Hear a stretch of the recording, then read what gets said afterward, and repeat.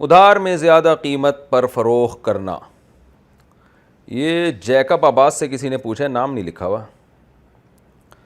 मैं agriculture field से ताल्लुक़ रखता हूँ। एग्रीकल्चर फील्ड से मुताल्लिक़ जो प्रोडक्ट्स हैं जैसे खाद, बीज, ट्रैक्टर वग़ैरह, अगर इनको करंट कीमत से ज़्यादा पर बेचा जाए जबकि ख़रीदार इसकी रकम 5-6 महीने बाद देगा, तो क्या ज़्यादा मुनाफ़े रख कर बेचना जायज़ होगा?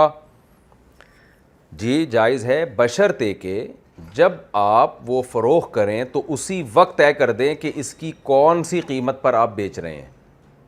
मिसाल के तौर पर एक ट्रैक्टर आप बेच रहे हैं, मुझे नहीं पता ट्रैक्टरों की क्या कीमतें होती हैं, फॉर एग्ज़ाम्पल 10 लाख का है, या इतना तो मेरा ख्याल है शायद होगा, या 5 लाख या 10 लाख या 1 करोड़ का भी हो सकता है, वल्लाहु आलम। मैं एक मिसाल दे रहा हूँ। ये मिसाल के तौर पर एक ट्रैक्टर है, वो उसकी कीमत आप कह सकते हैं भाई ये कैश रकम अगर देते हो तो 10 लाख का है, और अगर किस्तों पे लेते हो तो 15 लाख का बेचूंगा मैं।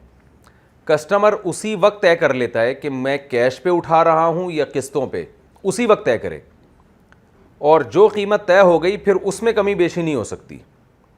मिसाल के तौर पर कस्टमर ने कहा ठीक है, ये दोनों कीमतें मेरे पास आ गई, 10 लाख वाली भी, 15 लाख वाली भी, ये ट्रैक्टर मैंने आपसे ख़रीदा। अब अगर मैंने 6 महीने के अंदर पेमेंट कर दी तो 10 लाख दूंगा, 6 महीने से ज़्यादा डिले हो गया तो मैं 15 लाख दे दूंगा। अब ये हराम है, नाजायज़ है।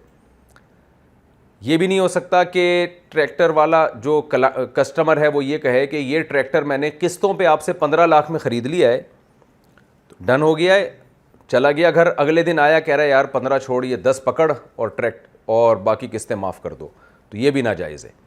तो जो कीमत तय हो गई वो डन हो गई। अब उस कीमत में कमी बेशी इस बेस पे नहीं हो सकती कि पहले पैसे देगा तो कम, बाद में पैसे देगा तो ज़्यादा।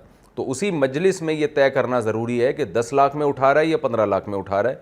और फिर अगर वो टाइम पे, मिसाल के तौर पर उसने 15 लाख में किस्तों पे उठा लिया, तो अब ये भी नहीं हो सकता कि किसी वजह से वो किस्तें दे नहीं पा रहा या लेट कर रहा है, तो अब आप उस पर आप कहें कि नहीं अब कीमत मैं बढ़ाऊंगा इसकी, तो बस वो 15 से ज़्यादा आप ले नहीं सकते उससे। तो ये यानी इस तौर पर तो जायज़ है, इसके अलावा जायज़ नहीं है।